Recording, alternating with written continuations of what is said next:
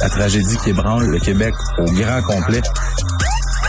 L'appel au 911 pendant que le feu est pris. Côté violence conjugale, je pense qu'il faut serrer la vis. Les faits divers avec Maxime Delan. Je sais pas si M. Auger pourrait changer ta personnalité. Mon mode de vie. Mon mode de vie qui est mais je suis un peu comme toi. Je me souviens, à l'école, il y avait eu il y en a qui disent des hypnotiseurs, là. Hypnotiseur. Un hypnotiseur. Il y avait un hypnotiseur qui était venu à notre collège puis il nous avait fait monter sur scène pour nous hypnotiser. Ouais. Moi, j'avais dit non. Non, d'abord. Tu demanderas... On va m'asseoir, retourner manger. Mais... Si tu croises Richard, tu lui demanderas son expérience au Capitole lors d'un soir de souper au Frontières. Ouais, non. Ben, peut-être, là. Ah non, demande-lui, tu vas voir, tu vas rire. Et je vais le laisser le raconter s'il veut bien. Ouais. Un mot sur... Ah, mon Dieu. Ah, boy. Et là, on change d'air, là. Un peu. Guy Turcotte. Guy Turcotte qui veut sortir du pénitencier. Puis en partant, là, quand on dit juste ton nom et que tout le monde sait de qui on parle, là, déjà en partant, la Commission des libérations conditionnelles a confirmé qu'une audience aurait lieu en juillet pour en débattre. À ce stade-ci, on ne sait pas encore, par exemple, ce que veut exactement Guy Turcotte. Est-ce qu'il veut aller en maison de transition? Est-ce qu'il veut aller vivre chez des proches? Est-ce qu'il veut retourner chez lui?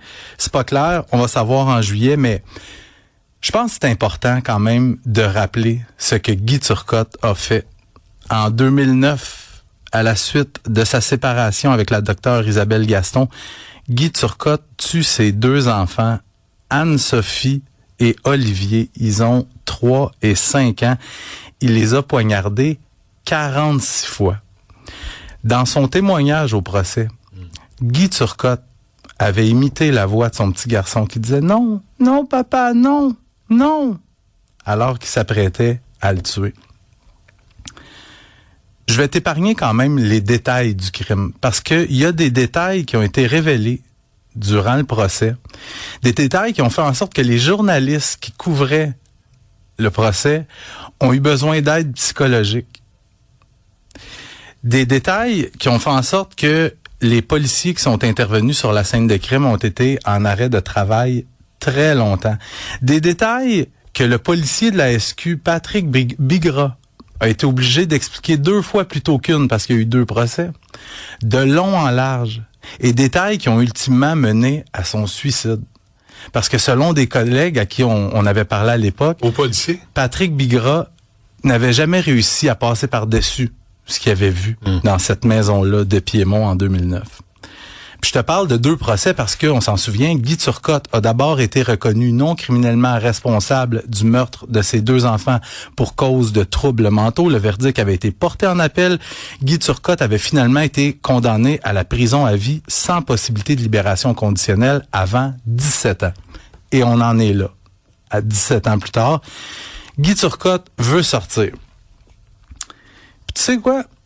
Je serais pas tant surpris qu'il sorte, mais je suis pas convaincu non plus parce que il faut que tu aies un plan de sortie, il faut que tu admettes tes torts. Bon, il y a toutes sortes de choses à respecter, mais est-ce que les commissaires aux libérations conditionnelles vont prendre la chance de causer un tollé généralisé en disant d'accord, vous pouvez sortir alors que c'est un crime qui a suscité l'indignation généralisée? Je me demande s'ils vont aller là. J'ai comme l'impression qu'ils vont peut-être refuser sa première, accepter sa deuxième, mais parce que Guy Turcotte, qu'on le veuille ou qu'on le veuille pas, est admissible à une libération conditionnelle. Ouais. Puis, qu'on le veuille ou qu'on le veuille pas, il a le profil parfait pour être remis en liberté. C'est un gars brillant, c'est un gars intelligent, c'est un gars, un docteur, un cardiologue, c'est un gars éloquent. C'est pas un criminel de carrière, mais il a commis un crime absolument épouvantable, atroce. Est-ce que je peux demander une vasectomie? Pour qu'il fasse plus d'enfants. Ben, je pense qu'il est rendu quoi dans la cinquantaine? Non, mais quand même. Il y a des. Non, mais je pense que là, va falloir qu'on protège aussi la société. Puis c'est pas vrai que, tu sais, Guy Turcotte aura d'autres enfants. C'est pas vrai. Je pense pas, mais par contre, je lui ai pas parlé, je veux pas lui mettre des mots dans la bouche, mais Isabelle Gaston, lors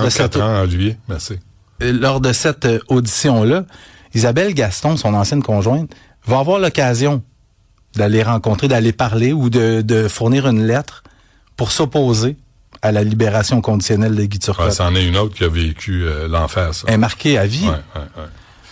OK. Un itinérant qui avait des liens avec Ben Laden. Qui plaide coupable, c'est une nouvelle de dernière heure. Ben Laden qui a organisé les attentats du 11 septembre 2001, qui a causé la mort de 3000 personnes en 2001. Oui. Ça va faire 25 ans en septembre prochain. Nouvelle de dernière heure publiée par mon collègue du Journal de Montréal, Michael Nguyen. Mohamed Abdullah Ouarsame, c'est un sans-abri qui avait des liens non seulement avec Al-Qaïda, mais aussi avec Ben Laden, tu le disais. Il a reconnu ce matin au Palais de justice de Montréal avoir proféré des menaces terroristes. Je te rappelle qu'il avait dit l'année dernière, lui, qu'il voulait faire exploser des trains ou des wagons du métro de Montréal. Il avait aussi dit qu'il avait été formé en explosifs au Pakistan en l'an 2000 et que maintenant, il allait fabriquer des bombes et que son intention était de faire des millions de morts. Il a été arrêté l'année passée, en 2025. Le policier l'avait ramassé dans la rue parce qu'il était itinérant. On l'avait amené dans un refuge pour itinérants, la Mission Old Brewery, pour ne pas la nommer. Et dans le refuge, il avait rencontré une travailleuse sociale et c'est à elle qui avait dit... qui avait confié qu'il voulait commettre des attentats terroristes. Puis bravo à cette femme-là d'avoir avisé les autorités parce qu'elle aurait très bien pu se dire, là, le gars, clairement, il a l'air d'avoir des signes de schizophrénie, il a pas toute sa tête. Elle avait avisé les policiers. Mohamed Abdullah Ouarsame avait des antécédents en matière de terrorisme. En 2009, il avait été condamné à 7 ans et demi d'emprisonnement aux États-Unis pour ses liens avec Al-Qaïda. Qu'est-ce qu'il faisait au Canada? Ça, c'est une méchante bonne question. C'est ça qui passe aux douanes. C'est une très bonne question. Puis service frontalier. J'ai pas la réponse pour toi. Je le sais. Même le service frontalier, il l'a pas. Donc, depuis son arrestation l'année dernière, il était détenu dans un établissement carcéral. Pendant qu'il était en détention, il a appelé les bureaux de Passeport Canada en disant à son interlocuteur, je vais le citer, « Bonjour, j'aimerais faire une menace au gouvernement. » C'est comme ça qu'a commencé la conversation. Ensuite, il a dit qu'il avait placé une bombe au bureau des passeports au centre-ville de Montréal. Puis, il a ensuite rappelé plus tard, toujours depuis la prison, pour dire qu'il avait mis d'autres bombes dans les bureaux de Québec. Alors maintenant, comme il a reconnu sa culpabilité de menace terroriste, il s'expose à une peine de prison à vie. C'est le juge qui devra trancher dans les prochaines semaines. On va payer pour ça, là? On va payer pour le garder en dedans? Absolument.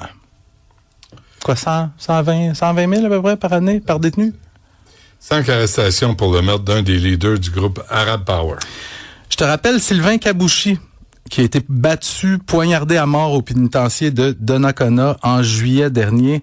Il y a ça de bien quand même pour la police quand il y a un meurtre qui est commis en prison. Les meurtriers sont en dedans.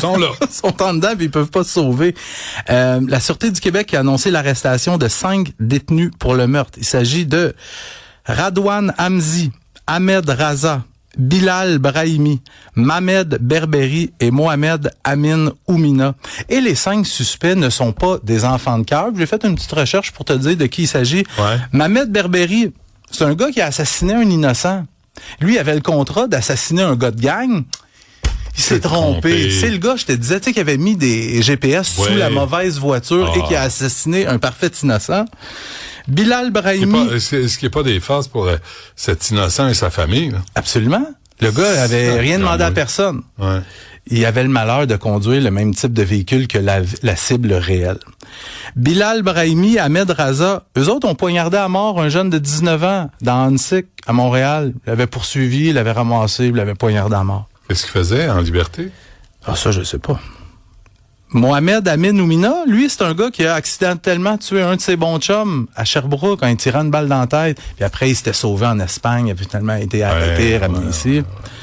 Et Radwan Hamzi, le dernier, était emprisonné pour trafic d'armes à feu. Des armes à feu fabriquées à l'aide d'imprimantes 3D.